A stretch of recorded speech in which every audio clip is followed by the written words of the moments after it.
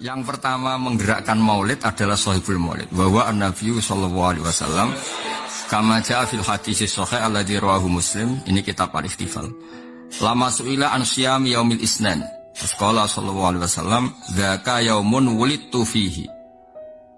Jadi ketika Nabi ditanya, "Kenapa engkau suka puasa hari Senin?" Oh, karena itu hari yang saya dilahirkan di situ. Berarti apa? Ada penghormatan berdasar hari yang sama.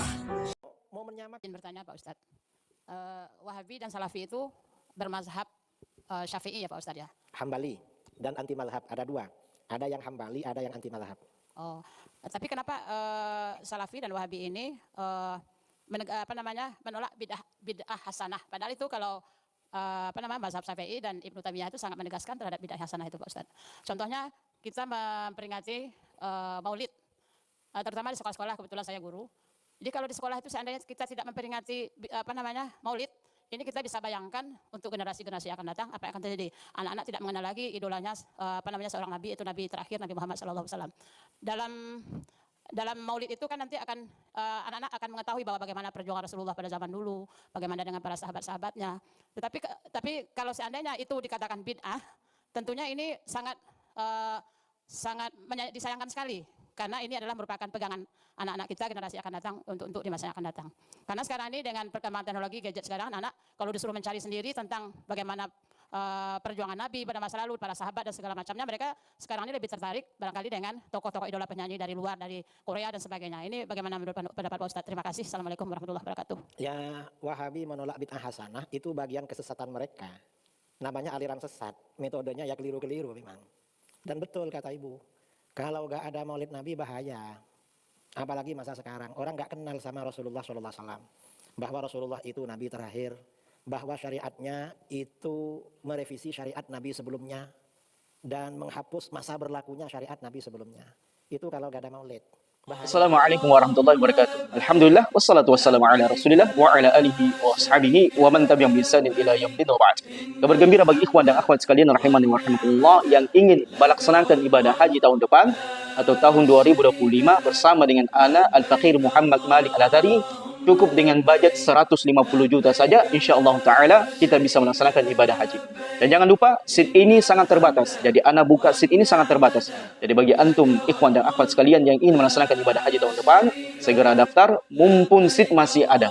Dan antum bisa daftar atau bertanya di nomor yang saya sudah cantumkan di bawah ini. Mudah-mudahan kita semuanya diberikan kemudahan oleh Allah Subhanahu wa taala untuk bisa melaksanakan ibadah yang sangat agung ini, ibadah haji dan rukun Islam yang kelima tahun depan 2025. Barakallahu fikum. Wassalamualaikum warahmatullahi wabarakatuh. Alhamdulillah ala ihsani wa syukru lahu ala taufiqi wa imtinani wa asyhadu an la ilaha illallah ta'dhiman li sya'ni wa asyhadu anna Muhammadan 'abduhu wa rasuluhu ad-da'i ila ridwani sallallahu alaihi wa ala alihi wasallam. Ikhwatul iman rahimani wa rahimakumullah, para pelaku bid'ah, ahlul bid'ah yang selama ini merayakan perayaan Maulid Nabi SAW, mereka tidak pernah berhenti kemudian melemparkan syubhat, menjawab pertanyaan kaum muslimin, kenapa kalian merayakan Maulid Nabi SAW? Dan jawaban mereka ada beberapa jawaban. Jadi syubhat mereka ketika mereka ditanya kenapa kalian merayakan Maulid, maka mereka menjawab pertanyaan tersebut dengan beberapa syubhat, dengan beberapa alasan ataupun jawaban versi mereka. Di antaranya zaman rahmatullah, mereka kemudian mengatakan bahwasanya orang yang pertama kali merayakan Maulid adalah sahibul Maulid. Dan lain yang terbukan adalah Nabi SAW sendiri yang orang yang pertama kali merayakan hari kelahiran beliau SAW.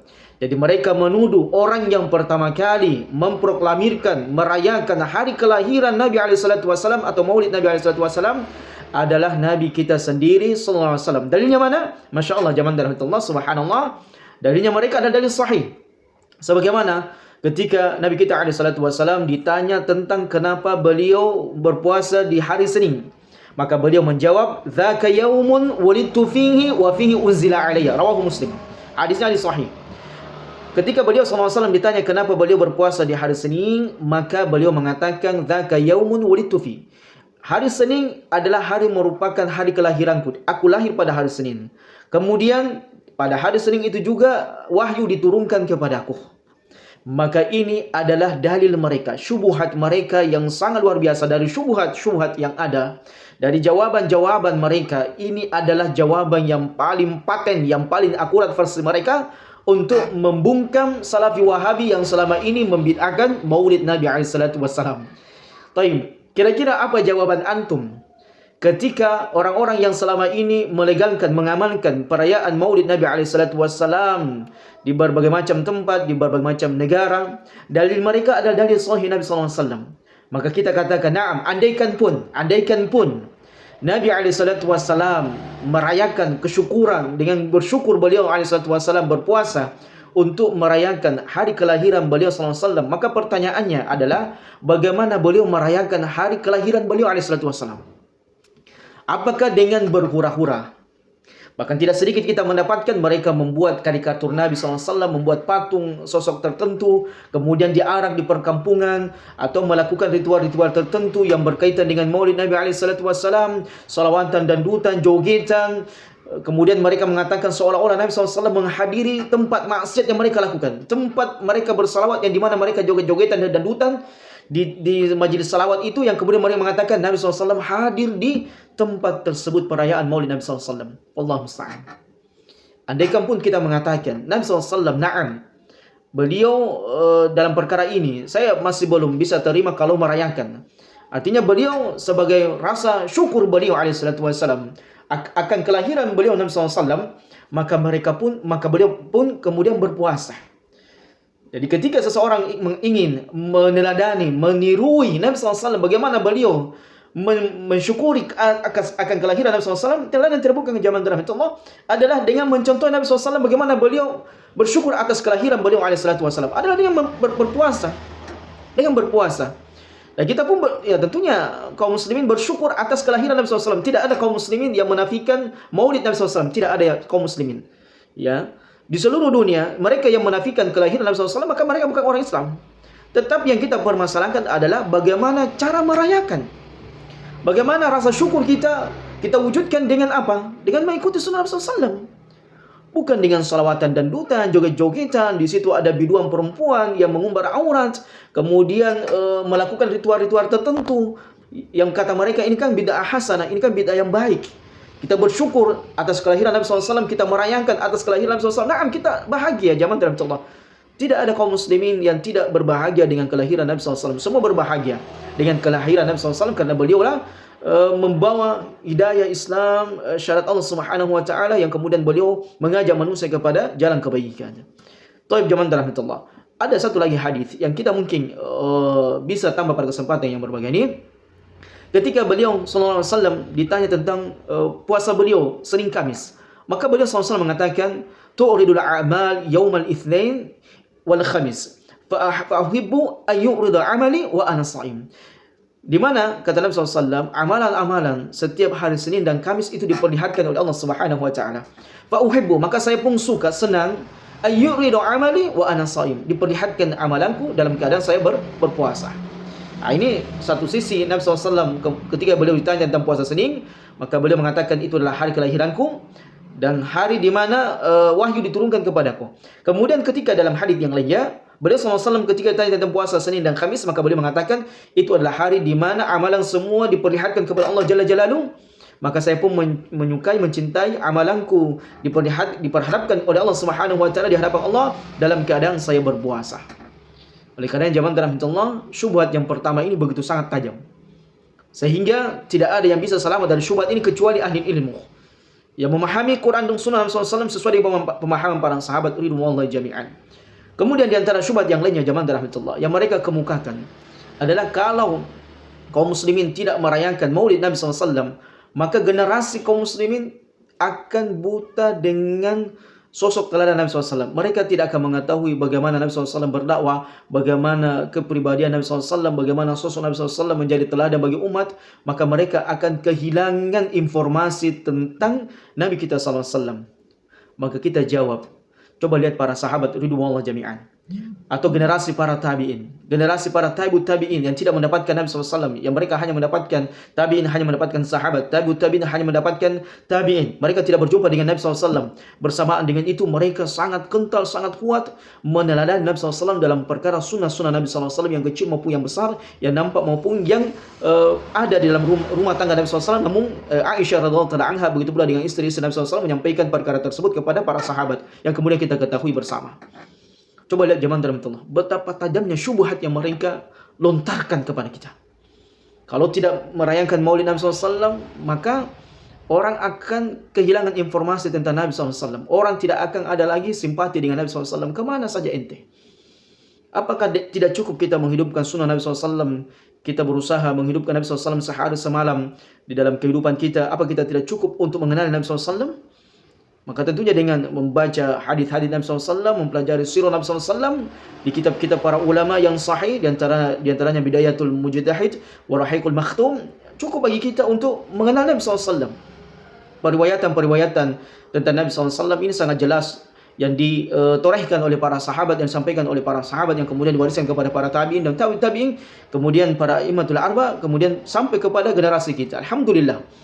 Jadi di antara sosok Nabi SAW yang banyak kita ketahui bersama, Allah sebutkan dalam Quran, begitu pula dengan disebutkan oleh para sahabat ridwanullah jami'an, bagaimana keteladanan Nabi SAW. Alhamdulillah, informasi tentang akan hal itu sangat jelas dan gamblang kita bisa dapatkan di dalam hadis-hadis Nabi SAW, bagaimana beliau beribadah, bagaimana beliau dalam rumah tangga, bagaimana kepemimpinan beliau, bagaimana beliau bersahabat. Alhamdulillah, tidak kurang informasi berkaitan Nabi kita sallallahu alaihi wasallam. Tapi zaman rahmatullah. Di antara syubhatnya juga mereka mengatakan, coba lihat di Arab Saudi sana, Salafi Wahabi Arab Saudi.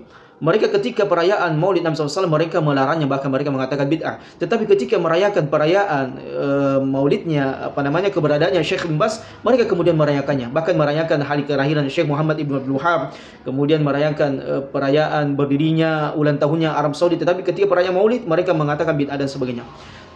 Tolak ukur, kita jawab zaman dalam Allah, tolak ukur sebuah kebenaran bukan dengan amalan-amalan manusia yang dilakukan di zaman kita sekarang ini.